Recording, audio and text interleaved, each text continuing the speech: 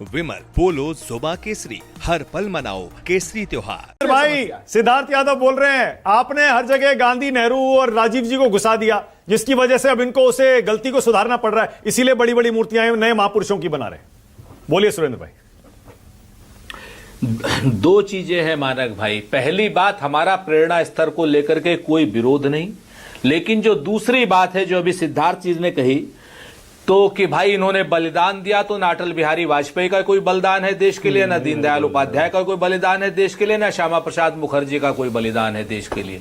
और इन तीनों ने तो बल्कि दूसरे ही काम किए। श्यामा प्रसाद मुखर्जी ने तो फजलुल हक के साथ सरकार बनाई थी, और पूरे जनसंघ ने पूरे नॉर्थ वेस्टर्न प्रोविंस में, बंगाल में, तमाम जगहों पर सरकारें बनाई थी और आजादी के मतवालों को डंडे डंडे मारा था। नंबर एक। नंबर दो, आज की डेट में हमारा कोई विरोध नहीं है, इनके अपने महापुरुष हैं, बनाते रहें, अपनी जगह पर है। लेकिन जब ये बात करते हैं 450 नाम की, तो इनको याद रखना चाहिए कि इनके पुरखों ने नहीं देश की आजादी कराई थी, इनके पुरखों ने अंग्रेजों की दलाली की थी और पेंशन खाई थी। जिसने आजादी कराई थी वो नाम रखेंगे और आगे भी दिल खोल के रखेंगे। भाई आपके पास महापुरुष है ही नहीं तो आप करोगे क्या? आज की डेट में मैं तो एक मांग करता हूं, ये कहते हैं कि दीनदयाल जी के नाम की हत्या हुई थी, बिल्कुल हुई थी भाई।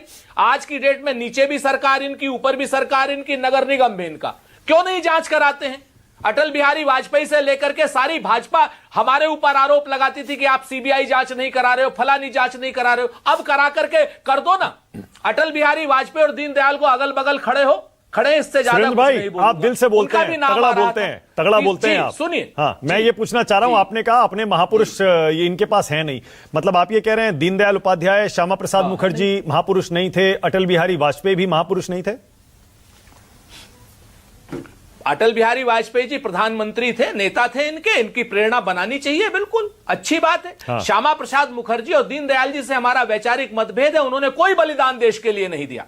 जिम्मेवारी से कहता हूं, इन तीनों लोगों ने कोई बलिदान देश के नहीं। बस मुझे यही सुनना था, कम से कम वाजपेयी जी को महापुरुष मानते हैं ना, बस मुझे यही सुनना था।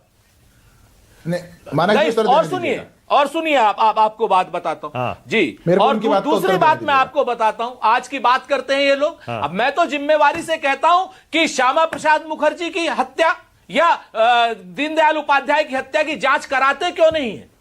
आरोप है मेरा, अपने लोग यूपी में क्या चल रहा है सुरेंद्र भाई? इसलिए नहीं कराते। यूपी में क्या चल रहा है? और सुनिए, एक लाइन और कह लेने दीजिए। जो शख्स श्यामा प्रसाद मुखर्जी का प्रेरणा पार्क बना रहा है, वो शख्स सुभाष चंद्र बोस के नारे लगा रहा है, गायन कर रहा है। उसी सुभाष चंद्र बोस ने श्यामा प्रसाद मुखर्जी के जीते रहते उनको कलकत्ता नहीं घुसने दिया था। तो ये क्या बात करेंगे? वैचारिक रूप से द्वंद्व वाले लोग हैं। बनाए पार्क बनाए, अच्छी बात है, इनके महापुरुष अच्छा, ये ब्राह्मणों की मीटिंग क्यों हो रही है सुरेंद्र भाई? बीजेपी के ब्राह्मण विधायक क्यों मिल रहे हैं? क्या चल रहा है बीजेपी में, यूपी में? वो कहते हैं ना सर कि उसका घर छोड़ के तो किधर जाऊंगा, और मैं कदा छोड़ दूंगा तो भी मर जाऊंगा। सख्त मुश्किल में हूं, क्या करूं या खुदा, एक तरफ उसका घर, एक तरफ मैं कदा।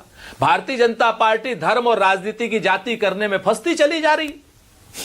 एक तरफ प्रधानमंत्री जी कहते हैं कि मैं तो पिछड़ी जाति से हूं, मुझे नीच कहा गया। दूसरी तरफ भारतीय जनता पार्टी के नेता कहते हैं जाति तो कुछ होती नहीं। हाँ। अरे धर्म ही सब कुछ होता है। ये लोग सीधी सी बात करते हैं। पहले ठाकुरों की मीटिंग कराई या ब्राह्मणों की मीटिंग कराए, कुछ दिनों में और किसी कायस्थों की या भूमिहारों की भी मीटिंग कराएंगे।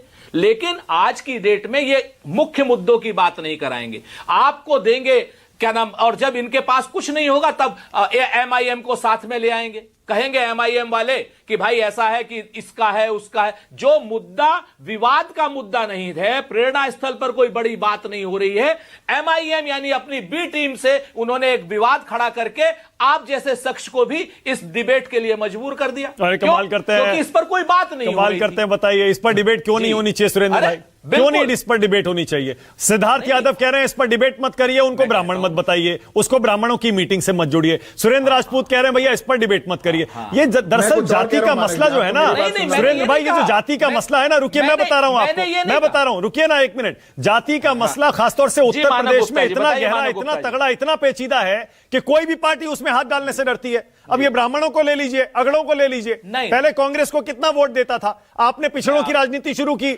90-10, 90-10, 90% अफसर, उसमें कोई पिछड़ा नहीं है, कोई पिछड़ा नहीं है। आपने यू टर्न मार लिया जाति की राजनीति पर, सारा अगड़ा आपसे दूर चला गया।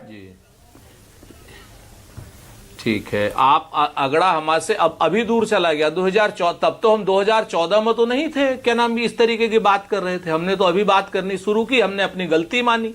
आज की डेट में अरावली पर्वत तमाम अगड़ों की बात छोड़िए, तमाम अडानियों को जब दिया जा रहा है तो वहां नल की बात कर रहे हैं, नील की बात कर रहे हैं, कोल की बात कर रहे हैं, भील की बात कर रहे हैं, पिछड़े की बात कर रहे हैं, दलित की बात कर रहे हैं, आदिवासी की बात कर रहे हैं, और हम तो आगे भी करेंगे। भारतीय जनता पार्टी को अगर आप इस चीज को देखिए कि भारतीय जनता पार्टी अपने आंतरिक द्वंद्व में क्यों फंस रही है, भारतीय जनता पार्टी आज की डेट में अपने आंतरिक द्वंद्व में क्यों फंस रही है। आपको ब्राह्मणों का वोट नहीं चाहिए क्या सुरेंद्र भाई? कांग्रेस को नहीं चाहिए, समाजवादी पार्टी को नहीं चाहिए, इंडिया गठबंधन को नहीं चाहिए?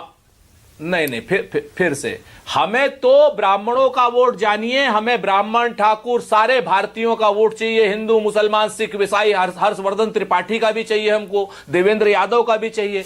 हर्ष भाई ने आज अच्छी बात, अच्छा ठीक है, सुनिए एक सेकंड सुरेंद्र भाई, नहीं आप बहुत चतुर हैं, अरे आप बहुत चतुर हैं, आप घुमा देंगे, रुकिए एक मिनट, मैं डायरेक्ट पूछ रहा हूं आपसे दोबारा। सुरेंद्र भाई, क्या ये जो केंद्र सरकार में अफसर हैं जितने, उसमें क्या 90% अफसर जो हैं वो अगड़ी जाति के हैं क्या?